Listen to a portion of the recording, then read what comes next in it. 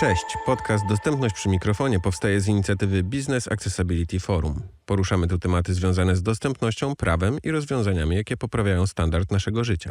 Poza dostępnością przy mikrofonie jest z Wami Bartosz Sułkowski i Mateusz Karasiński. A w Studio BAF jest z nami Aneta Dąbkowska, która jest ekspertką prostego języka i dzisiejszy odcinek tego podcastu poświęcimy właśnie temu zagadnieniu. Aneta, 2 słowa o tym, kim jesteś, czym się zajmujesz i jak wyglądało Twoje dotychczasowe doświadczenie zawodowe, zwłaszcza w kontekście dostępności. Cześć, dzień dobry. Cześć, hej. Bardzo mi miło, że mogę z wami tutaj być dzisiaj i gościć w studio i porozmawiać o prostym języku. To, co robię na co dzień, czym się zajmuję zawodowo, to przede wszystkim prowadzę projekty, doradzam, optymalizuję procesy, wdrażam nowe innowacyjne rozwiązania w organizacjach i głównie w branży finansowej. Były to banki, ubezpieczyciele, ale także w branży deweloperskiej. A przez ostatnie kilka lat, już prawie 8, pochłonął mnie całkowicie świat prostego języka i wdrażam prosty język w organizacjach. Myślę, że mogę nazwać siebie promotorką idei prostego języka, jego wielką entuzjastką, liderką, kreatorką procesu wdrażania, budowania prostojęzycznej kultury językowej. To chyba tyle. Prosty język. Prosty I język, on jest dokładnie. szczególnie nam bliski, Mateuszowi i mi, bo jest związany z użytecznością i z dostępnością, którą na co dzień się zajmujemy. I jest takim obowiązkowym elementem w procesie projektowym, przynajmniej z naszego doświadczenia. I ja bym chciał dla tych osób, które nie mają doświadczenia z prostym językiem, żebyś rozkodowała nam, czym w ogóle prosty język jest. Prosty język to standard językowy, zbiór pewnych wytycznych i mechanizmów, głównie gramatycznych. I te schematy mają nam zapewnić zrozumiałość treści dla naszego odbiorcy. Prosty język to też kolejność prezentowanych informacji, to architektura i struktura treści, to też rozwiązania graficzne. Ogólnie mówiąc, to jest projektowanie treści tak, aby były jasne, przejrzyste i zrozumiałe dla naszego odbiorcy, niezależnie od kanału komunikacji, w którym się z nim komunikujemy. Czyli mowa tutaj o pismach, o dokumentach, o stronie www, aplikacjach mobilnych, serwisach samoobsługowych. Tym wszystkim jest prosty język. Mhm.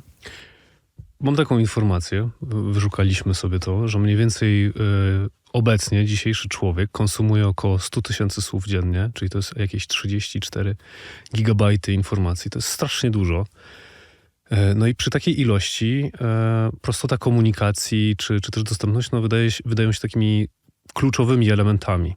Więc pytanie, co to znaczy, że komunikacja powinna być dostępna i jaką rolę w dostępności właściwie odgrywa ten prosty język? Świetne liczby przytoczyłaś, ponieważ pokazują one, że żyjemy w erze nadmiaru informacji, w erze, gdzie z każdej strony jesteśmy bombardowani różnego typu treściami.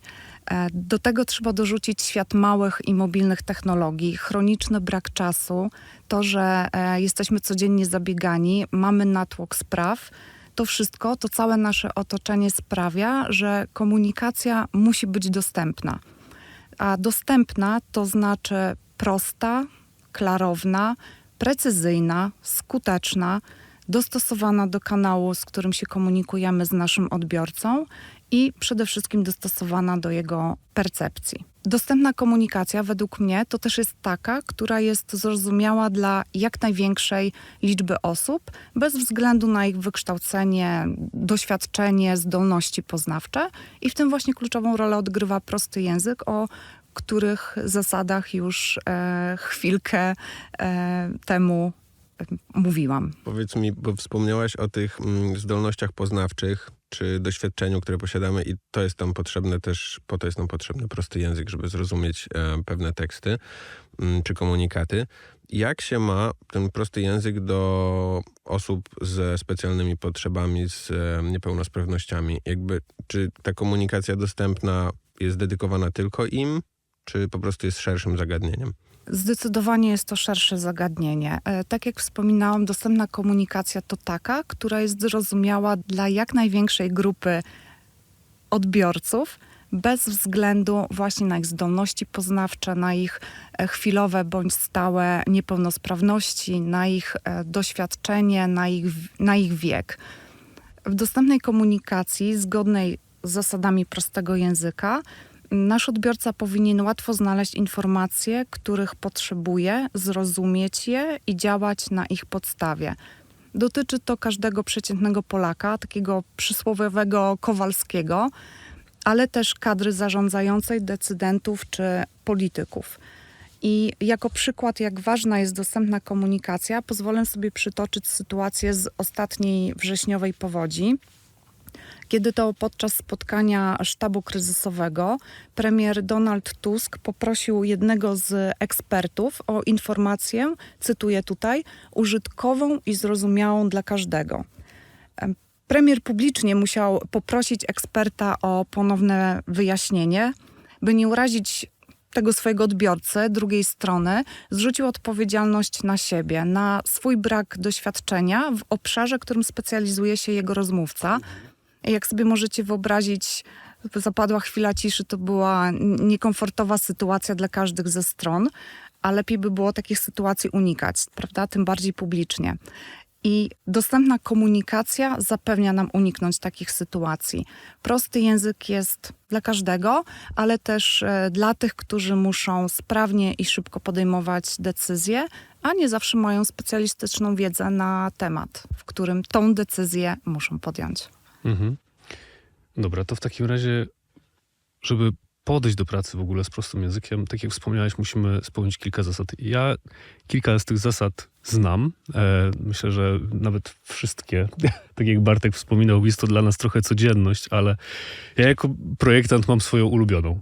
Jest to wpuść światło. Myślę, że to jest taka magiczna zasada, o której bardzo wiele osób, jeżeli mówimy o takim tekście zapisywanym, czy to drukowanym, czy też w internecie, jest to taka zasada, o której bardzo wiele osób po prostu zapomina, a może zdziałać magia, bo naprawdę takie odchudzenie wizualne pozwala po prostu też skupić się na tej treści. Więc krok po kroku. Powiedzmy, jakie te zasady są i jak z nimi pracować. Zgadzam się z tobą i ze światłem, i z tym, że jest wiele zasad, wiele złotych myśli, sposobów na to, jak wdrażać prosty język w organizacjach. I pewnie różne z tych zasad sprawdzają się w różnych organizacjach, bo jedno to jest techniczne zasady prostego języka, a drugie to jest budowanie kultury organizacyjnej w firmie, żeby ten prosty język zaczął działać. Tych zasad jest dużo. A moje doświadczenie pokazuje, że jest taka jedna ścieżka, która sprawdziła mi się zawsze i wszędzie. I to nie jest łatwa ścieżka, wbrew pozorom, bo to jest praca na mentalności ludzi. To jest zmiana sposobu myślenia i zmiana perspektywy.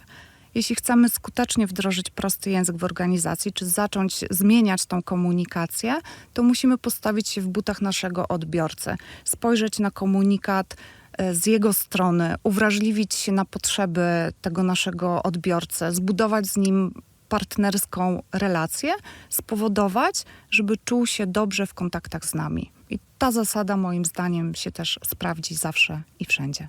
A jeżeli chodzi o te techniczne zasady prostego języka, czy możemy tutaj też kilka wymienić? Pewnie. To głównie będą te zasady gramatyczne. Taką bolączką komunikatów są długie zdania, więc skrócenie zdań, takich najlepiej do 20 słów, sprawdzi się też wszędzie. Takie zdania czytamy szybciej, nie gubimy głównej myśli, są czytelniejsze, więc polecam stosować te krótkie zdania. Drugi taki zabieg, z mojej perspektywy też bardzo ważny, to jest osobowość tej komunikacji, czyli zrezygnować ze wszystkiego, co gubi nam człowieka. Będzie to na przykład strona bierna, będą to rzeczowniki odczasownikowe, czyli to są takie konstrukcje, które ukrywają człowieka. Są to imię-słowy. Z tego na pewno warto zrezygnować, żeby zbudować właśnie tą relacyjność komunikacji. I na koniec albo na początek warto pamiętać o tej strukturze, o tym świetle, które tutaj wspominałeś, mówiłeś, o odchudzeniu treści z takich informacji, które są całkowicie zbędne dla naszego odbiorcy, albo słów, które nic do tej komunikacji nie wnoszą. Na przykład są to słowa na pewno wam dobrze znane. Niniejszym w związku z pismem Dzień dzisiejszy. dzień dzisiejszy. Uprzejmie pragnę poinformować, iż właśnie w dniu dzisiejszym czy w dniu wczorajszym i dopiero gdzieś tam lecimy z tą informacją. Warto z tego wszystkiego zrezygnować. To są treści, które absolutnie nic nie wnoszą, które wydłużają nasze komunikaty, które budują dystans pomiędzy nami a naszym odbiorcą. Więc to są te zabiegi, które na pewno sprawdzą się w każdej komunikacji. No właśnie i od razu będzie widać zmianę, szczególnie w komunikacji z klientami. I teraz pytanie, czy jeżeli my się zastosujemy do tych zasad, zrobimy sobie złotą księgę wszystkiego i każdy proces w firmie będzie przechodził przez prosty język, jak duży będzie to miało wpływ na wizerunek firmy? Czy w ogóle prosty język wpływa na wizerunek firmy? Pewnie, że tak. Tak jak przed chwilą rozmawialiśmy, to prosty język jest narzędziem do budowania relacji z naszym odbiorcą. To jest kluczowe, żeby nawiązać z nim partnerskie relacje, żeby wczuć się w jego sytuację, żeby podejść empatycznie do jego potrzeb.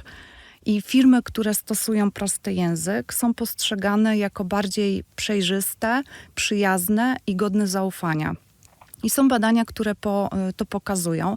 Na przykład badanie prostych marek mówi o tym, że 78% klientów jest bardziej skłonnych polecić firmę, której komunikacja jest zrozumiała i klarowna.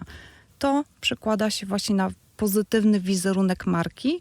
Dlaczego? Bo klienci czują się szanowani i mają poczucie, że firma nie próbuje ukryć trudnych do zrozumienia informacji, nie ma tam małego druczku, nic ich nie zaskoczy, zwłaszcza w jakichś skomplikowanych, trudnych dokumentach czy umowach.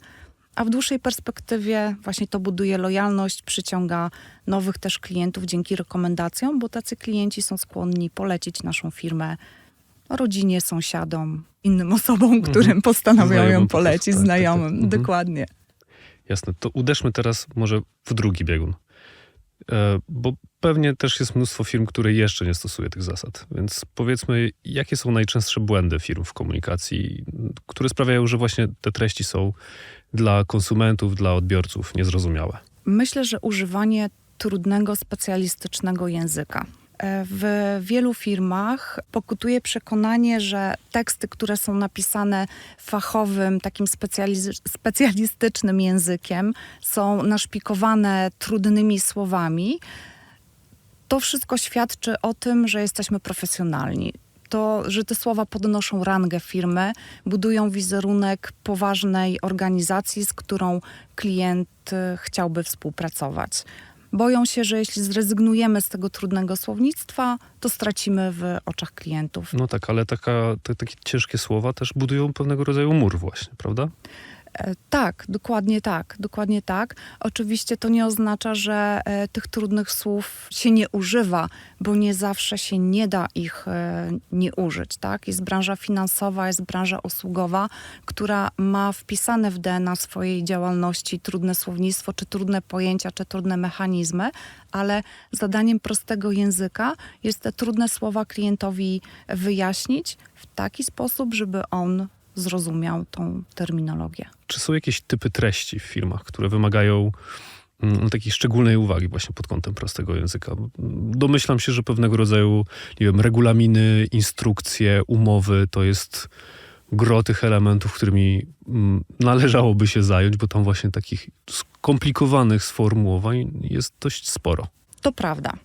Przede wszystkim upraszczałabym każde dokumenty i każde komunikaty kierowane bezpośrednio do klientów, a szczególnie właśnie umowy i dokumenty, które mają wpływ na decyzje finansowe i prawne. I trochę tych dokumentów już wymieniłaś, tak? Są to umowy, regulaminy, są to opisy produktu, ale też warunki zakupu, nie wiem, warunki reklamacji, wezwania do zapłaty, tak? Gdzie wzywamy klienta, żeby zapłacił jakąś określoną kwotę pieniędzy.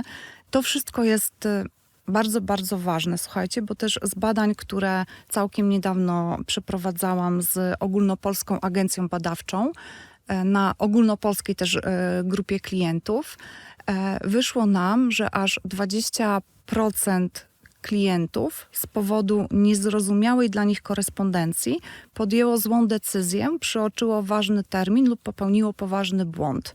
To byli klienci przede wszystkim branży bankowej i ubezpieczeniowej.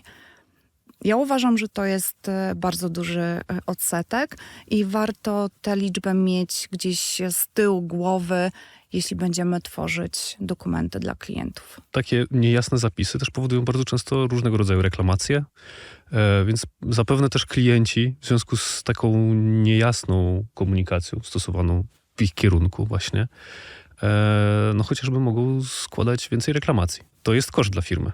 Świetnie to ująłeś. Tak, to jest koszt dla firmy, bo te reklamacje musimy obsłużyć, musimy na nie odpowiedzieć, musimy podjąć jakieś działania. Już nie wspomnę o tym, że powodujemy frustrację po stronie klienta, tak? Bo zmusiliśmy go poniekąd do napisania reklamacji, dlatego że on nas nie zrozumiał. I to, o czym wspomniałeś, Mateusz, to prosty język oszczędza czas i pieniądze z perspektywy organizacji. O tym się niewiele mówi. Bardziej pokutuje to przekonanie, że prosty język to są przecinki, albo prosty język to są zasady gramatyczne i prosty język to jest ładniejszy tekst. A prosty język to są konkretne oszczędności, konkretne korzyści finansowe. I ze swojego doświadczenia też mogę podać bardzo dużo przykładów, gdzie wprowadzenie prostego języka przełożyło się na wyniki biznesowe. To były te reklamacje, o których wspomniałeś, gdzie pracowaliśmy bardzo długo z zespołami, które odpowiadały na reklamacje, gdzie wprowadziliśmy zasady prostego języka, prowadziliśmy indywidualne podejście, empatię do tych pism, bo tego mocno brakowało i zanotowaliśmy kilkuprocentowy spadek powrotów, bo klient jak już otrzymał od nas tą reklamację, to ją po prostu zrozumiał, był Usatysfakcjonowany. Dokładnie, trudne słowo. Właśnie. Bardzo. I już do nas nie wracał, tak? Wiedział już wszystko. Co jeszcze mogę podrzucić? Jest to spadek błędów. Jest to spadek na obsłudze klienta. Na przykład pracowałam z wezwaniami do zapłaty, z pismami windykacyjnymi, czyli też taki, powiedziałabym, trudny i emocjonalny proces i dla firmy, i dla klienta, bo to nie jest nic miłego dostać pismo windykacyjne. Wprowadziliśmy tutaj też empatię i też zasady prostego języka i zbadaliśmy to, sprawdziliśmy, że po wdrożeniu nowych szablonów zgodnych z zasadami tej dostępnej komunikacji, z prostego języka, ruch na infolinii spadł o 12%.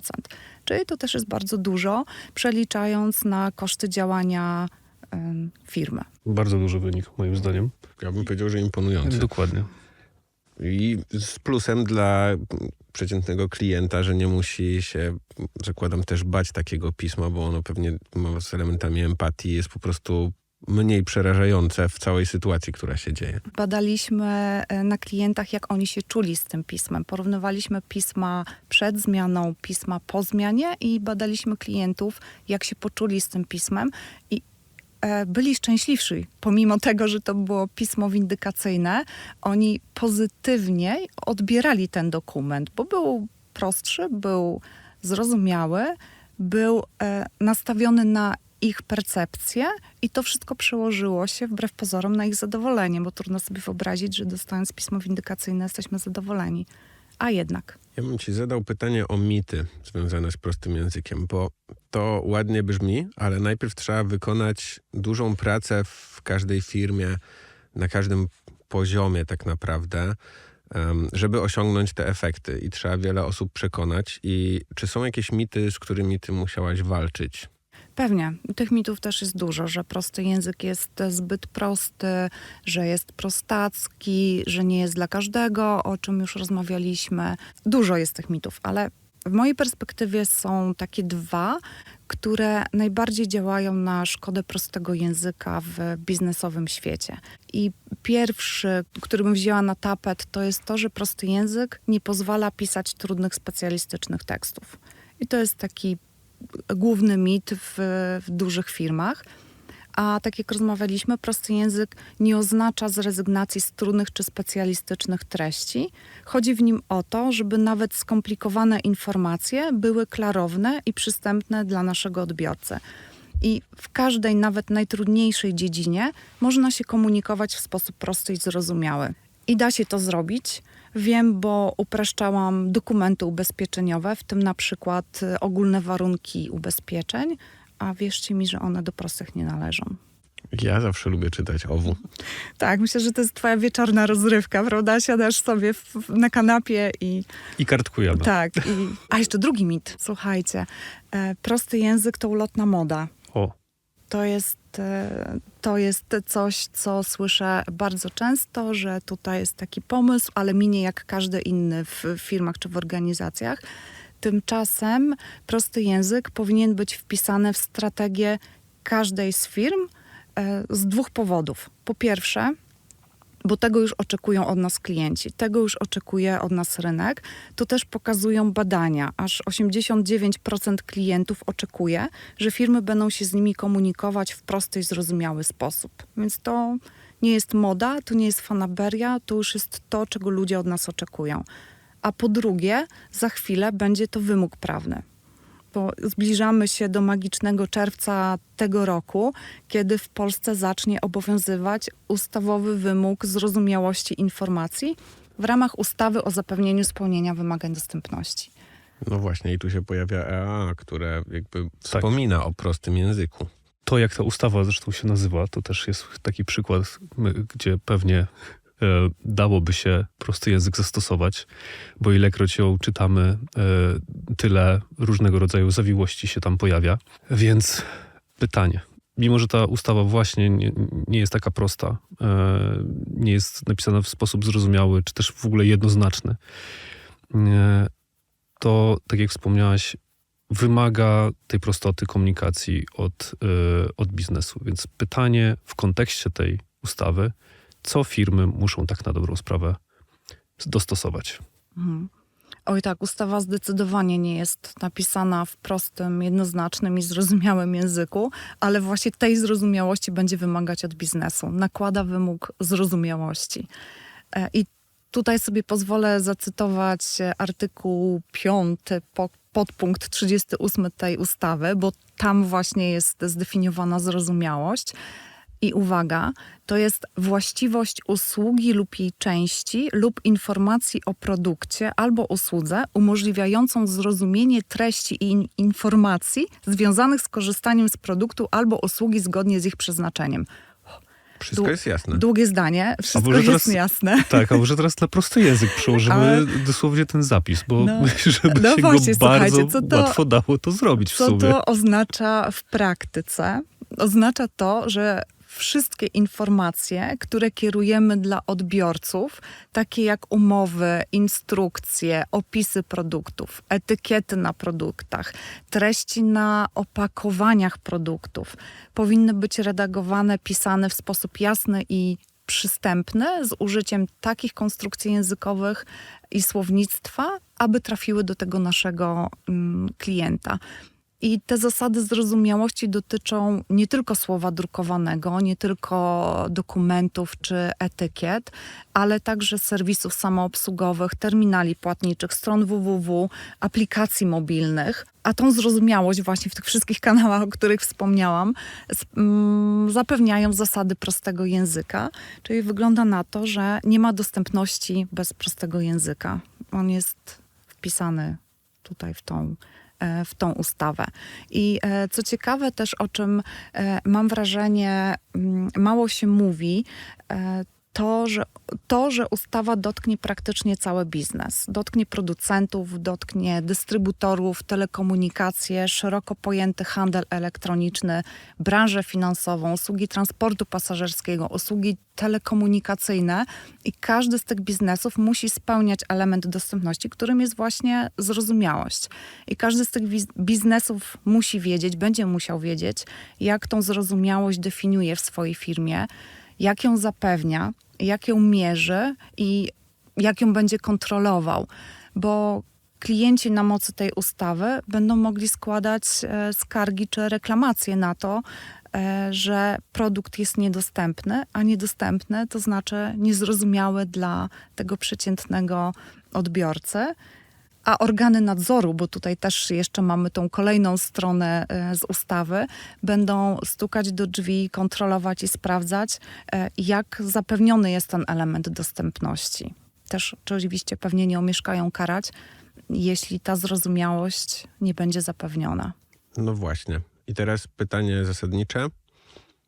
Wdrażamy wszystkie zasady. Czy my jesteśmy w stanie zbadać sobie w jakiś sposób albo powiedzieć tak, te treści są dostępne, te są proste, te nie są proste?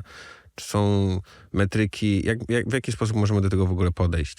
W przypadku tej zrozumiałości to faktycznie jest trochę trudniej na przykład niż w parametrach takich twardych dostępności cyfrowej, gdzie na przykład mówimy, że czcionka ma być określonej wielkości albo możemy ją zmniejszyć lub zwiększyć. Tutaj takich zero-jedynkowych parametrów nie ma, jeśli chodzi o tą zrozumiałość. Nie wiemy, jak tą zrozumiałość ustawodawca będzie wymagał i jak do końca ją rozumie. Dlatego uważam, że każda firma takie ramy zrozumiałości powinna sobie wypracować i określić, czym ona jest w jego firmie, bo każda też firma ma różne kanały kontaktu, ma różnych klientów, ma różny cel biznesowy, ma różne produkty i to wszystko składa się na ten element zrozumiałości. Więc każda z tych firm będzie musiała sobie zdefiniować, czym jest ta zrozumiałość. A o te miary, które pytałeś, to oczywiście zrozumiałość można mierzyć. Tak? Są na rynku dwa takie wskaźniki oceniające poziom zrozumiałości tekstu. Znaczy wy na pewno o nich słyszeliście, tak? Jest to wskaźnik mglistości tekstu FOK lub indeks prostego języka PLI. Są to wskaźniki ogólnodostępne, ogólnorynkowe. Można sobie tutaj mierzyć tą zrozumiałość tekstu.